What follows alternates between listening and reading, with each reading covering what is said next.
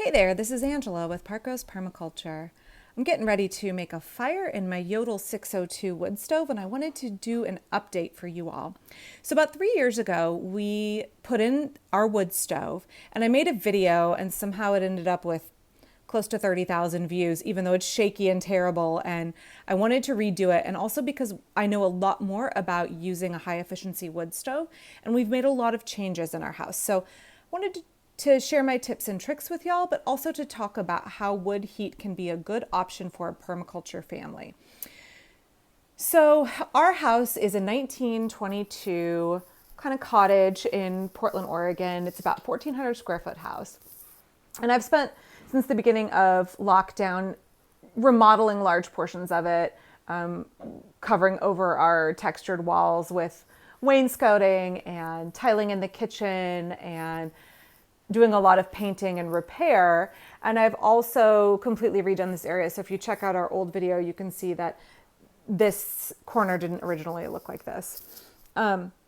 So let's talk about what this area looks like now, how the elements in this part of the house are used to maximize the efficiency of our wood stove, and then talk a little bit about using a small wood stove.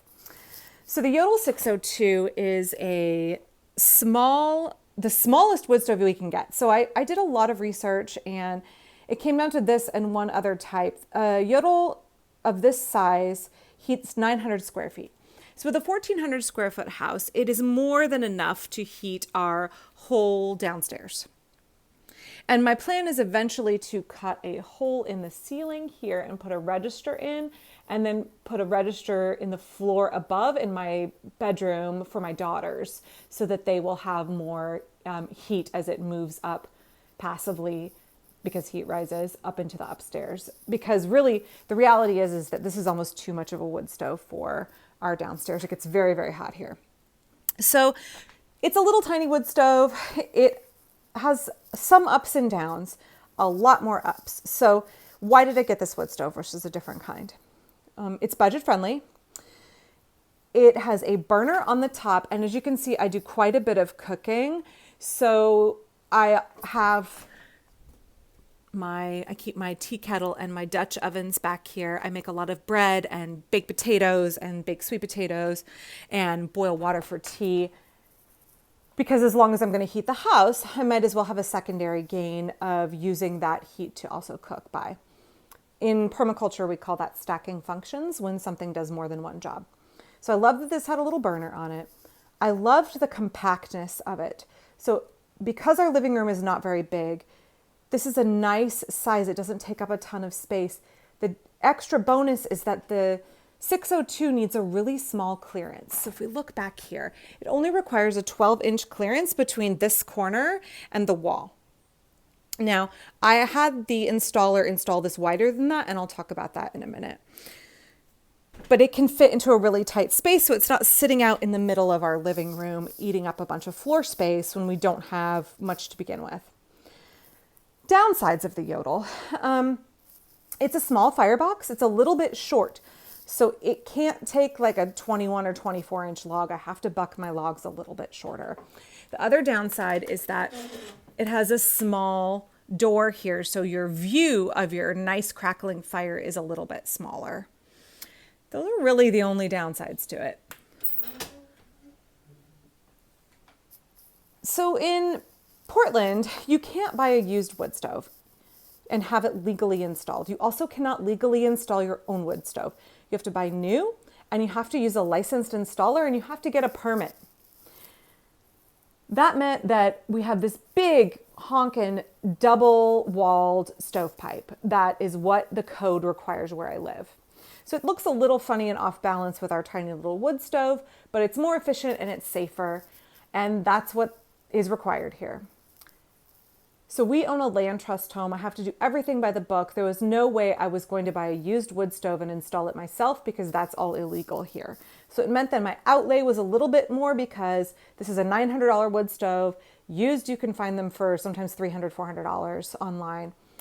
And an older wood stove, which would be much less efficient. I believe the Jotul is like 74% efficient. It's really efficient for a non-catalytic stove.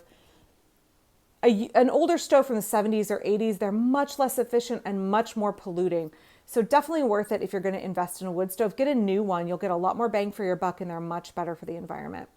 So the first thing I did before the installer came was I put down this hearth. And the hearth is made of soapstone. And in permaculture, we talk about using reclaimed and repurposed materials to fulfill the permaculture principle of produce no waste. Also have a really tight budget. So permaculture principles tend to interweave really well with a frugal mindset. So this is really nice soapstone. They're very thick tiles. I got them off Craigslist. I looked at Craigslist twice a day for almost a year until I found what I wanted. Part of my being able to live on a really tight budget is that I don't go outside my budget and I'm really patient and I take the time to hunt for what I want. So these were left over from a high-end hotel lobby. They're custom made. They were meant to be this kind of rough-hewn, naturalistic looking soapstone tile with this kind of buffed finish. And they were originally, I want to say $47 a tile. I got them for $1.20 a tile. Ridiculously good price. I have tons left over for other projects. It was nice for when I had to cut this piece here because our first piece was kind of an oopsie. So I had leftovers, I had extras. So the total cost for this, laying this hearth, is I had a plastic vapor barrier, I had plywood, I had my thin set, my soapstone tiles, which were unbelievably cheap, and my grout. And I want to say I paid less than $50, probably closer to $40, to make the whole hearth. And I made the hearth a little bit larger than I needed to. It didn't need to stick out this far, but I wanted to have a little bit more room because I do a lot of cooking. I wanted a place to set things. I made it wider than it had to be to code because I want to put somewhere, I want to have somewhere to put my bread to rise in the morning. Over here, I keep my ash bucket and I keep this big cauldron that was my grandparents', and that's where I keep my kindling and my wood. So I wanted the extra floor space. Why use soapstone? Soapstone is a material that holds heat and dissipates it evenly over a long period of time. So it is a source of thermal mass. So it will take the heat from the wood stove, and these get really nice and toasty warm. In fact, my dogs like to come and lay on them even after the fire's gone out. They gently radiate heat into the room long after the fire is put out. And when we're talking maximizing our efficiency, in permaculture, we say obtain a yield. If we're maximizing our efficiency, we need to have thermal mass in which the heat from the fire can be absorbed and then radiate out into the room. So that's the reason that if you look at my old video, I didn't have this tile back area. That's the reason I put this in the spring this year. And just like the soapstone floor hearth, this is all leftover construction materials I got on Craigslist for $30. These are hand-cut, hand-glazed tiles from a local, very, very expensive tile company. And I got them from a contractor who had them left over from a job. And one of the reasons I patiently waited and looked for the right materials. This was the right color scheme. There were bull noses in the pack, so I could do the top here. And it just felt right. I like that kind of artisanal, uneven, folky look of materials when they're more hand hewn. So I really liked that. So there are imperfections, but that's the way that I like it. And again, I had to use different sizes of tiles because that's what came in the box. But it meant that I could use a resource that was left over from another project and otherwise was going to go to the dump. And again, these ceramic tiles provide thermal mass. So if I had this to do over again, I would say if you have the budget and the time, put in your tile wall behind your wood stove first before you install the wood stove, because working in this little tiny space, particularly for grouting, was a giant pain.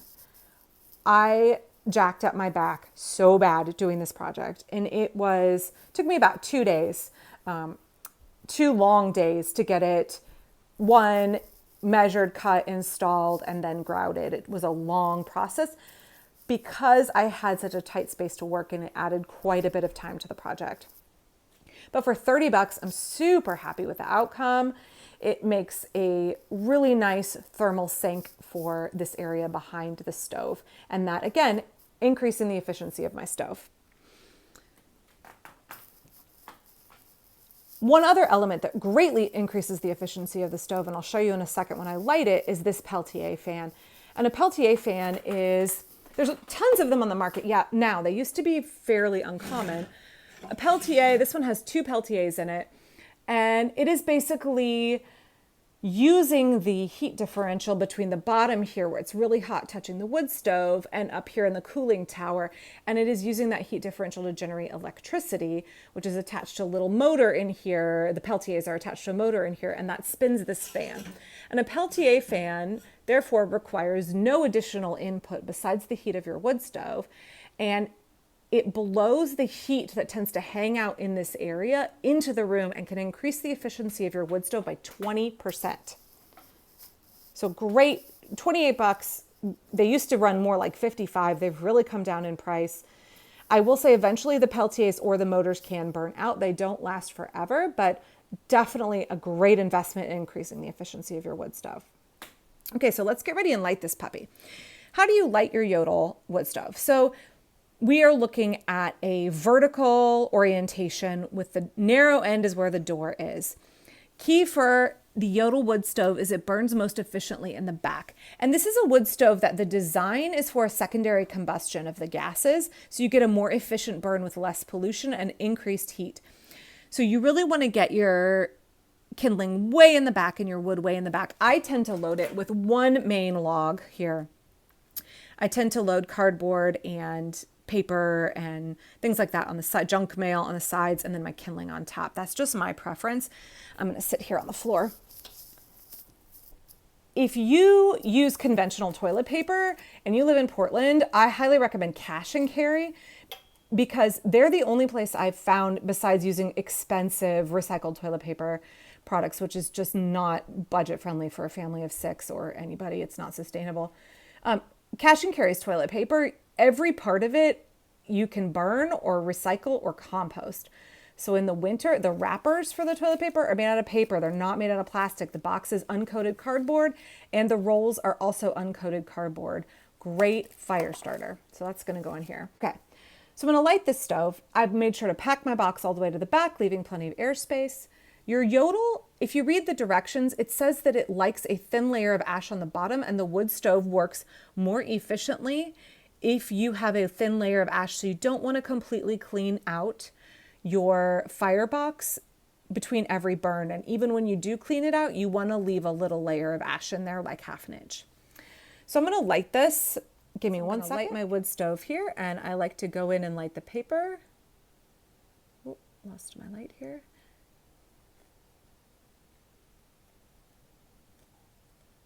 And again, you can see I have that kindling up on top.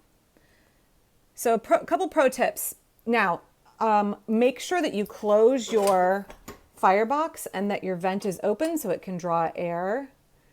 The wood stove is meant to work at maximum efficiency with the door closed. For us in Portland, we have the ability to source 100% free firewood off Craigslist and off of trees that are being taken down in the neighborhood. That means I don't always have a choice of what species I get. Sometimes I get things like cherry or walnut, a lot of black walnut here, but sometimes I get things like cedar, cottonwood, birch that have lower BTUs. And for a wood stove, the temperature at which your wood stove is operating is really important. So here's some of my tips. I will take any wood I can get. There are a few exceptions. There are a few species of wood that I don't enjoy splitting because they have particularly twisty grain. But I'll take pretty much anything else. When you are using your wood stove, you need to have a thermometer. And you can see here that you have the safe burn zone. This is the temperature at which your stove needs to operate so that creosote does not build up in the chimney, and also so that you are not overfiring your wood stove and potentially risking cracking and ruining it. When you are using a lower BTU wood, this is a small firebox. It's small. So what you find is that if you don't have enough pieces in and your wood is less dense and doesn't burn as hot, what happens is you are hanging out in this creosote building area around 200 degrees. So my tip for that is that I save all the prunings from my fruit trees and my hazelnut, and I'm gonna stand up here, and I save all those prunings because nothing burns hotter than stick wood. So if you have those cedar pieces or cottonwood that you're trying to make use of, because otherwise folks are going to take them to the dump, and you might as well use them to obtain the yield of heat for your home, making sure you save those fruit tree prunings, cure them, and bring them in the house and load them in there with your low BTU wood, you will drive the temperature up to around that 400-degree mark, and that's great. The other side of that is if you're using very dense hardwoods like walnut or oak, things like that, in this small firebox, if you have more than one piece, and I mean a piece about that big, more than one piece in here, it's very easy to get above the safe burn area. And if you load it full of a bunch of stick wood, you're also going to get it above the safe burn area. So when I have walnut, I get real excited when someone on Craigslist has taken out a walnut tree because it means the wood lasts a really long time. I can burn one log, it burns slow and hot, and I stay around that 400, 450 degree mark. And I don't have to use as much wood, and I don't have to kind of babysit it. Versus if I have lower BTU wood, I'm constantly needing to make sure I've got enough stick wood in there, or I have two pieces of wood and that the temperature is above that creosote building zone. So you can see here our fire is going. How do you know if your fire has caught? Do you know? You hear that crackle, you know the wood is burning. That's how you know it's not just the paper or cardboard that you've put in, and you know the wood is really catching. You can see the glass on the front here gets a little bit of buildup. If you want to clean it, you don't need professional wood stove cleaner. You can just use a little bit of ash and water right out of your firebox on a piece of newspaper, and it cleans that right off. You can see my Peltier fan is going. Once the firebox gets about 120 degrees, the Peltier fan is up and running. It's very quiet, pushes that heat out into the room. I have enough room on this. I got the smaller size Peltier fan because I can do my tea kettle and then kind of move this over to the side and blow the heat into the front sunroom. And my hot water kettle can still boil water. When I do a Dutch oven, I put it on here and I put the lid on upside down and I set the Peltier fan on top of that flat inverted lid. And that way I can use my Peltier and cook potatoes or sweet potatoes at the same time. So I hope that gives you some updates. We're talking about permaculture principles, permaculture living. We only had to run our gas heater 3 days last winter. Most of the time we relied on our wood stove. We cooked on our wood stove, we stacked functions, we got hot water, cooked food, heated our home, dealt with the excess moisture in our home. Because in the Pacific Northwest, we have those wet, blustery winters, and extra condensation, extra moisture in the home is a big deal. Wood stove dries your home out really nicely, so you don't deal with mold issues. We took waste products in the form of trees being removed in the city, which is constantly happening. And we got free wood that someone else would have had to pay and haul to the dump where it was a waste product, and we're using it to heat our home. So absolutely, if you are using a high efficiency wood stove, it can be in line with permaculture principles. It can be sustainable. It can be taking a waste product and using it as a resource. If you get something out of these videos and you'd like to learn more about permaculture living, please consider subscribing to my channel, and please check out my Patreon or my PayPal if you would like to support the work that we do. I'll be back with more from the garden tomorrow. Thanks.